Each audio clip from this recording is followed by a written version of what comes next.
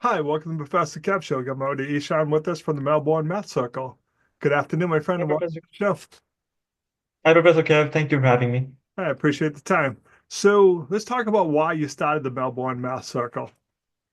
So I saw the problem of students not being interested in math, or they were not very excited about math, and some people were even scared to do math in my math classes. So I had been a part of an organization called the Orlando Math Circle for the last 3 years and was able to see the impacts that OMC had had on me and other students. I was a part of a community of peers that all supported math and participated in various math competitions.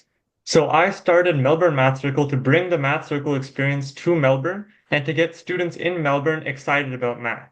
While people could join OMC's online classes, I instead started in-person experiences that build a math community and have change people's attitude around math and to be able to share my passion with other students. So tell me how you get people excited about math, because I agree with everything you said. I've I am personally very bad at math. I tell my story. I got a 42 on my first calculus exam in college. Wasn't very good. But when that happens to you, you lose confidence, all kidding aside. You're like, oh, I got a 42. I can't do math.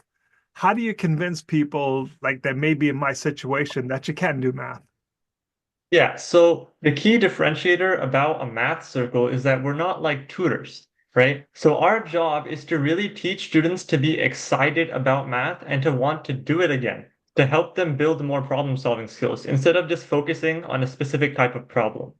So we host local math meetings to engage students in learning math through interactive games and activities to turn them into lifelong learners and have them want to learn more.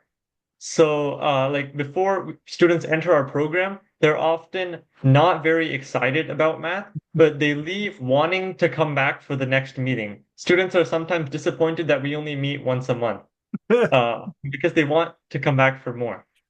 And then we also host competitions to have the students, to gain confidence in their mathematical abilities. Yep, And we've had some students placed at the state level in some competitions. nice. Like you said, you're making math fun. That's what it sounds like to me when you tell me a Yeah. story. And it has to be really cool to, try to recruit people and then they, tell you they need to have more than once a month meetings. That's got to be a nice feeling, when you're like, Yeah. okay, it took me 3 months to convince you to come, and now you want to have, weekly meetings instead. So, all kidding aside, that shows me that you're doing a great job. So, what's the future hold for this? What are you hoping to accomplish?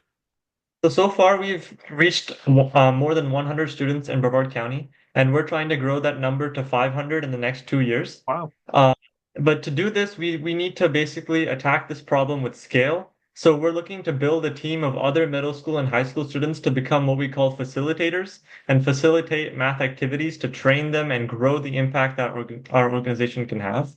And then we're also looking to plan a math festival in Brevard County to provide an experience to all ages and show what we do and attract more students to our classes. Sounds amazing. So, what's the best way for people to reach out to you? How can I learn more? So we have an Instagram, Melbourne Math Circle _ OMC, and I'm also very reachable through LinkedIn. Awesome. I appreciate you taking a few minutes to call into the show. And as always, thanks for being my friend. Yep, thank you so much.